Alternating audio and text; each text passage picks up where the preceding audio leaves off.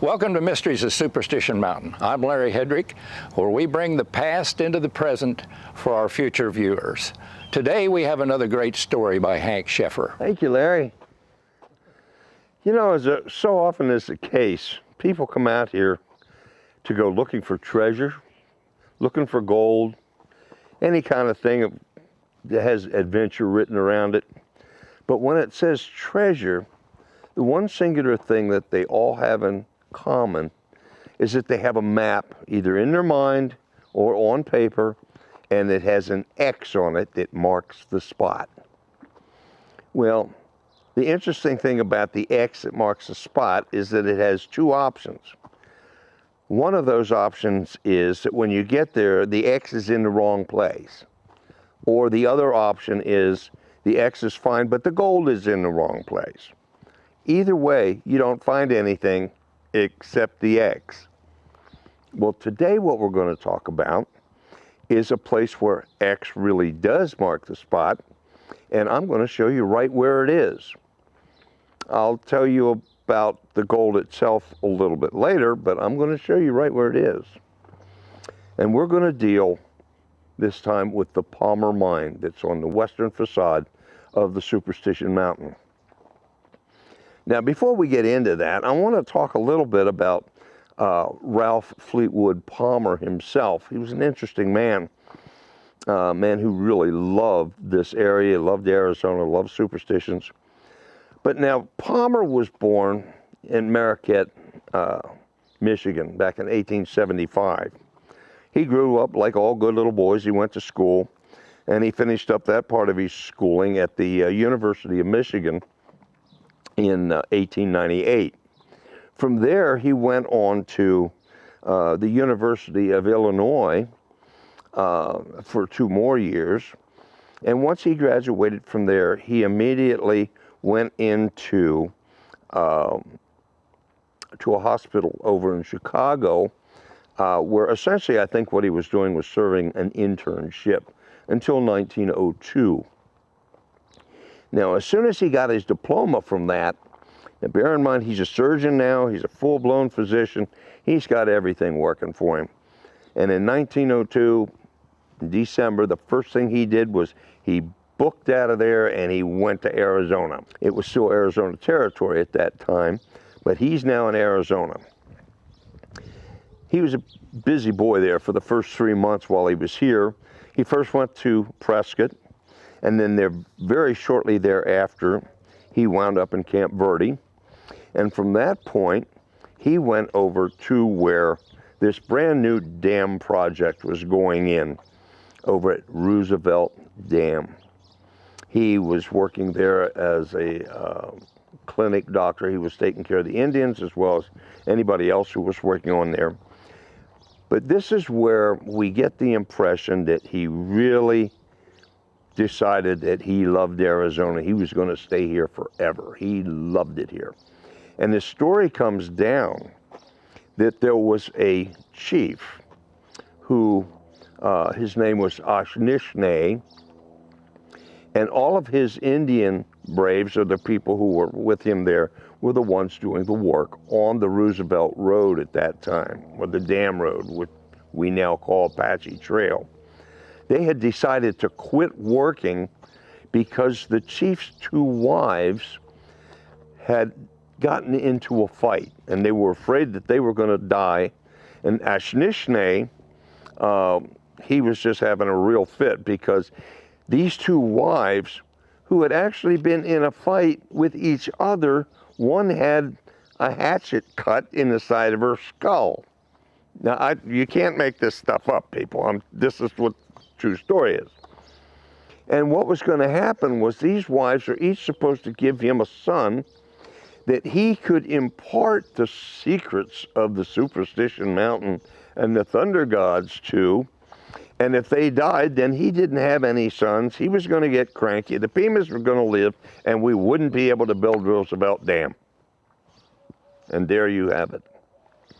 Well, as it turns out, he was able to cure both of the wives.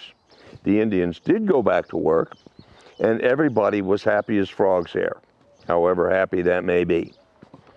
So now we know about Palmer himself, and this is where he decided he's going to stay in Arizona forever because of the adventure. Now we can talk about the mine.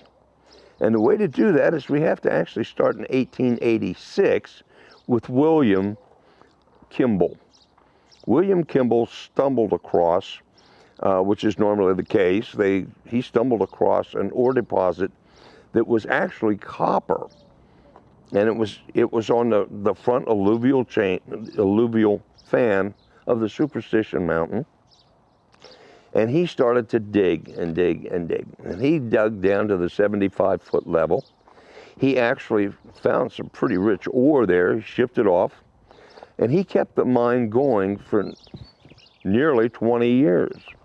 Unfortunately, by 1906, he caught himself a bad case of pneumonia. That's what he did, and he up and died. It was terrible. At any rate, the mine stood there on its own, doing nothing for about 11 years. But come 1917, we have a conglomerate of gentlemen who get together, businessmen, and they decide that they're going to take over the mine and see what they can do with this. They finally got the mine dug down to an additional 95 feet, to 120 feet.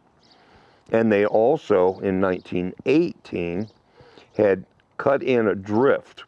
And they found in this drift, it was a 35-foot drift, and they found ore deposits there of gold that assayed out at 882 ounces a ton. It was just a pocket of gold, but they found that. At any rate, very shortly thereafter, the mine was shut down again.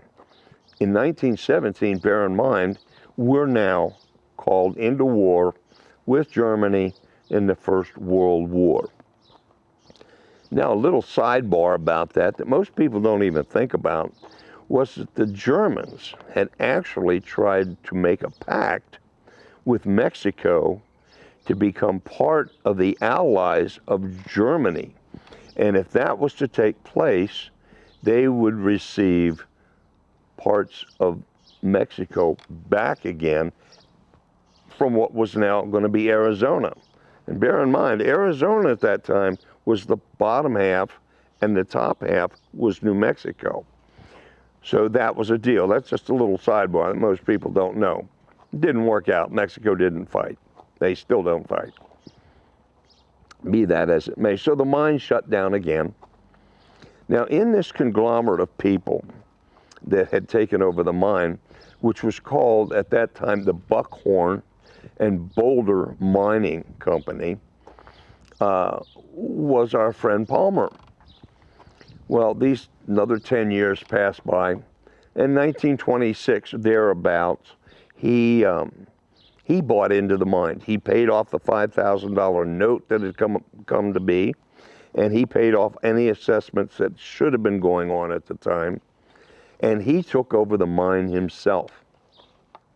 He was excited. This was something he'd always wanted. He wanted to have a gold mine in Arizona, and that's what he did.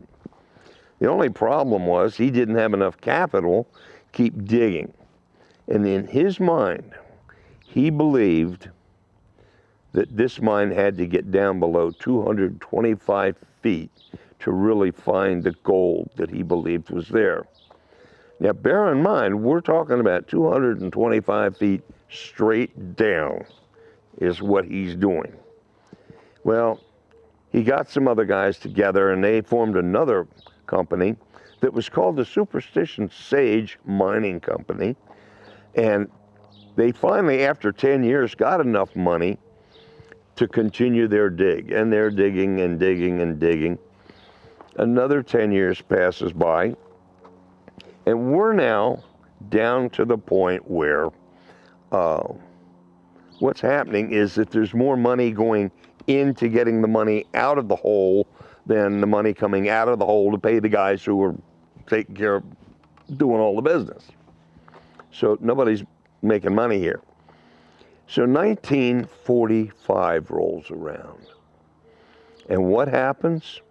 is we have a fellow by the name of Ernesto Hakeo, who is down at the bottom of this hole. They're just about at the 225-foot mark, and he's setting charges. And they accidentally go off too early. Needless to say, he did not fare well from that. And unfortunately, they were now at a point where nobody could continue anymore. The mine was closed down. Palmer left. One good thing out of that was he was the first doctor to have a hospital that was here in Mesa, but that's another whole story. But at any rate, now the mine is closed, and Palmer no longer has his mine. The only thing that was happening at this point, after being closed for another 7 or 8 years, was that the mine would fill up with water. And they were pumping water from that to feed cattle from the Barkley Ranch, the Quarter Circle U Ranch. And that went on until 1952, until finally the mine was finished. Shortly thereafter, I don't know the exact date, haven't been able to find that, and I'm sure it's out there. You all can find it if you want. The mine was completely filled in, and there's nothing there now but pretty flat ground. You can walk by it. You can see where it is. The neat part about this story that I like to say, there are actually 4 ironies that go along with the Palmer mine. The first irony is that William Kimball, who found the mine to start with and did get a little bit of copper out of it, for 20 years, they never made any money. Nobody made any money. And then when the Buckhorn and Boulder Company came along and they put their own money in and invested for 20 more years, nobody made any money. And then the third time around, when Palmer finally got his dream to come true, and he dug this bodacious hole down to 225 feet, it got blown up, and nobody made any money.